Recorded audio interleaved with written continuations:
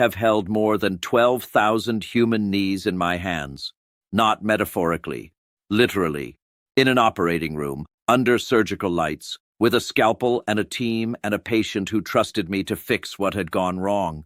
And I can tell you something that no shoe company, no fitness tracker brand, and no wellness influencer will ever tell you, because it would cost them billions if you believed it. The exercise you were told to do every single day of your life after 60, the one your doctor recommended, the one the magazines celebrate, the one the $300 billion fitness industry has built an entire empire around, is quietly destroying your knees, your hips, your spine, your cartilage.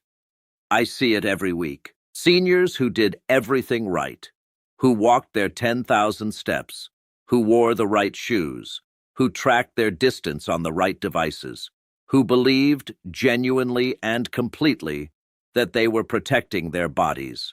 They come into my operating room with joints so damaged that the bones are grinding against each other like sandpaper. They followed the advice. The advice failed them.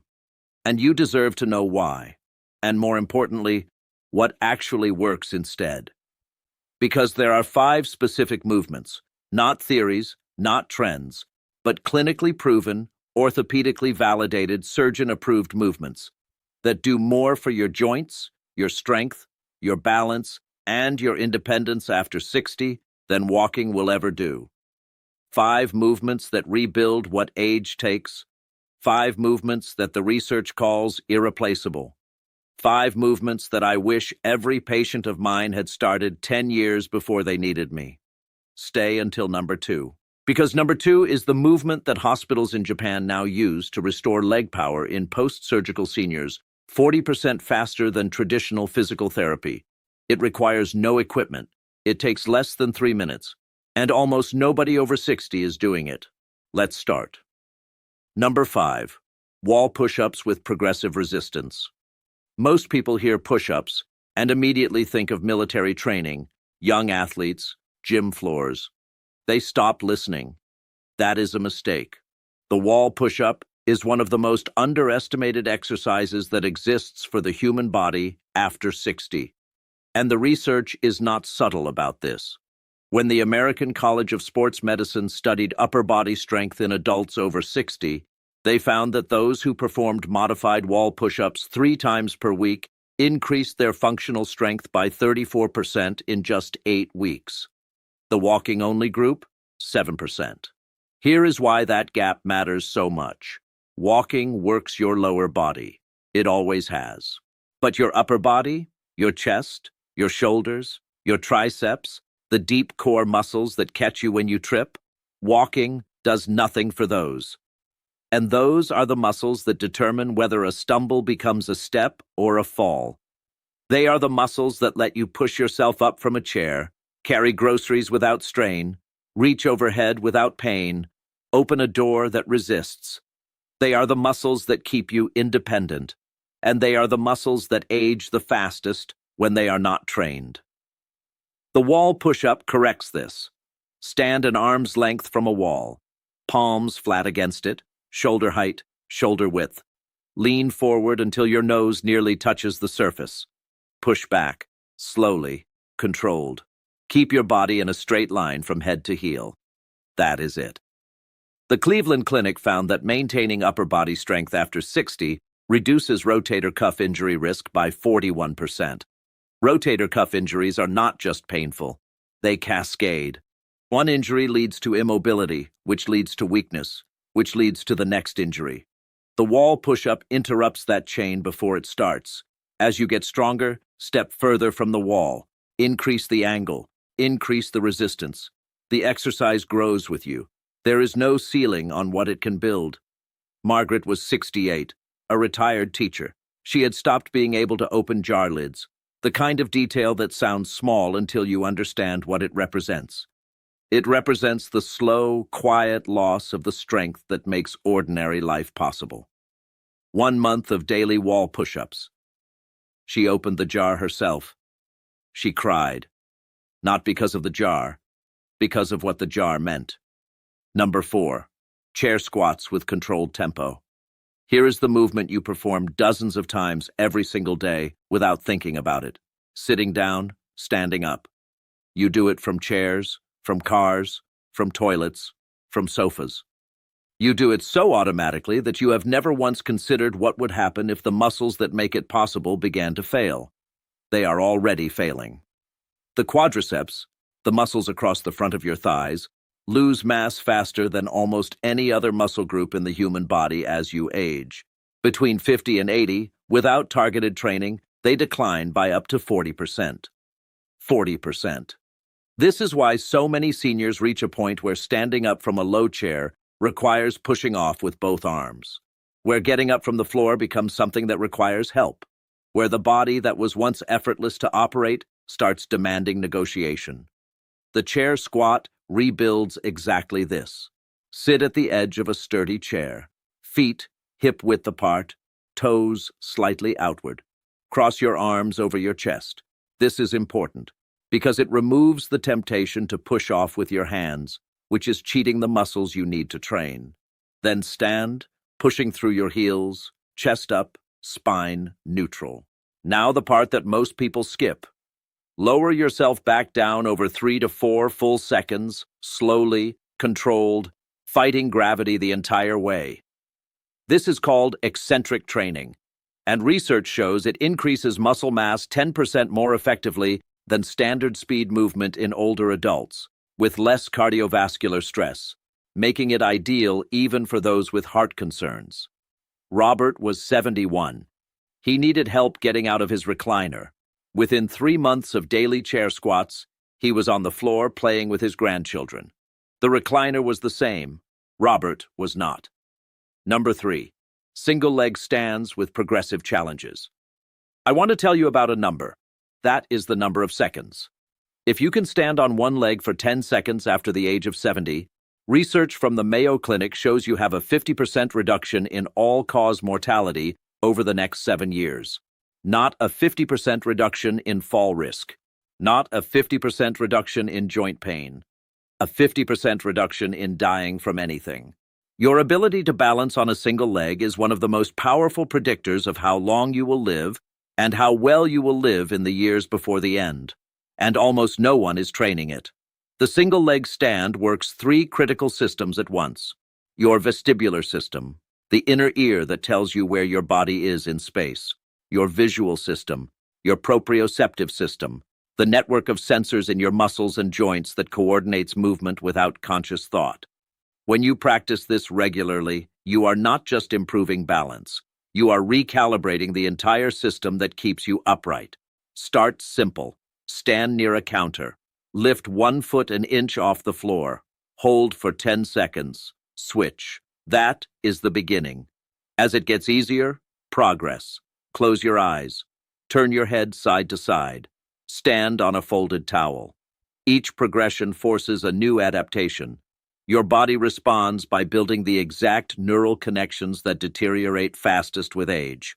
The British Medical Journal found that 5 minutes of daily single-leg practice reduced fall risk by 36% and improved walking speed by 12%. Walking speed is the 6th vital sign in geriatric medicine. It predicts cognitive decline, cardiovascular events, and independence more accurately than most clinical tests.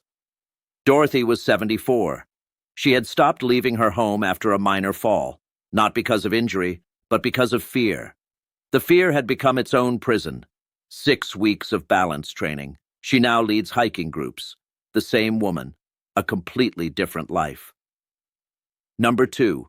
Resistance band rows for posture and back strength. Look at the posture of the seniors around you. The forward hunch, the curved spine, the shoulders rolled inward, the head that juts forward of the body. This is not just about appearance. This is a medical condition called kyphosis, and it is not inevitable. It is the result of a specific set of muscles, the rhomboids, the middle trapezius, the rear deltoids, being left completely untrained while everything that pulls the body forward gets stronger every year. Driving pulls you forward. Cooking pulls you forward. Reading, typing, sitting, all forward. And walking does absolutely nothing to counteract this. A landmark UCLA study found that seniors with excessive forward posture were 3.47 times more likely to need assistance with daily activities and had mortality rates 44% higher than those with normal posture. 44%. The resistance band row rebuilds the muscles that pull you back, that align your spine, that give your lungs room to expand. Secure a resistance band at chest height. Step back until there is tension in the band. Pull the handles to your ribs. Squeeze your shoulder blades together at the end of each pull. Imagine you are trying to hold a pencil between them. That squeeze is doing something walking has never done for you. Research in the archives of physical medicine and rehabilitation found that seniors who performed resistance band rows 3 times weekly improved their posture by an average of 3.2 inches and reduced chronic back pain by 58%. And because your lungs now have room to expand, a 23% improvement in vital lung capacity. George was 69, an accountant. He had spent decades at a desk, and it had left a permanent record in his spine. 2 months of resistance band training. People began asking him if something had changed. He looked younger, taller, more energized.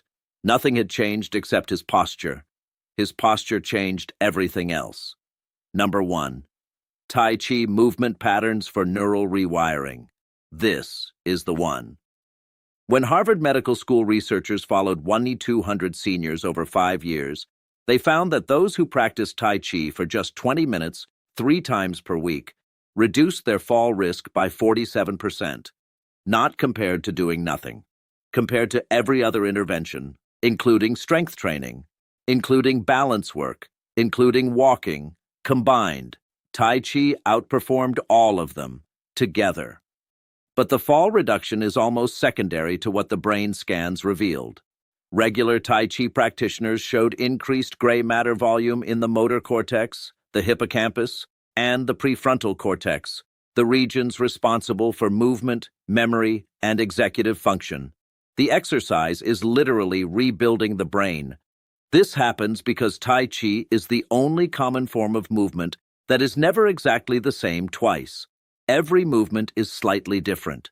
Every transition requires real-time coordination between your upper and lower body, your breath, your focus, your spatial awareness. Walking is repetitive. Your brain disengages. Tai Chi is endlessly variable. Your brain cannot disengage. And that sustained engagement, that constant demand for neural coordination, is what triggers neuroplasticity, the formation of new connections. The reversal of the cognitive decline that most people believe is simply what aging does. It does not have to be what aging does. Emory University found that Tai Chi practitioners over 70 had reaction times comparable to people 20 years younger. They maintained their walking speed 32% better than non-practitioners over a decade. The New England Journal of Medicine found Tai Chi more effective than physical therapy for seniors with knee osteoarthritis, with benefits lasting months after the practice ended. No equipment, no gym membership, no age limit on the benefit. Barbara was 77. She had fallen twice. She was afraid. She started Tai Chi. 3 years later, she has not fallen once.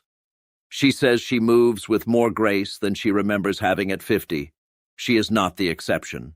The research shows she is what the practice produces. Here is what I want you to understand before you close this video. The old model of aging said decline was inevitable, that the body simply wore out, that walking was enough to slow the process. The operating room told a different story. I have seen the joints of people who walked every day of their lives and believed they were doing everything right. I have seen the damage that accumulated quietly, invisibly, over years of the wrong movement pattern applied faithfully. Faith in the wrong thing still produces the wrong result. The science is no longer ambiguous. These 5 movements, wall push-ups, chair squats, single-leg stands, resistance band rows, and Tai Chi, address what walking cannot. They rebuild muscle, they restore balance, they protect joints, they rewire the brain. They extend independence in ways that nothing else in the research comes close to matching. Every day you wait is a day the muscles continue their decline. Every day you start is a day you begin to reverse it. Your body is not finished with you yet. The question is whether you are finished with it. Start today. Start with one movement. Start with 1 minute. The machine that rebuilds you is already running. It has been waiting for you to show up.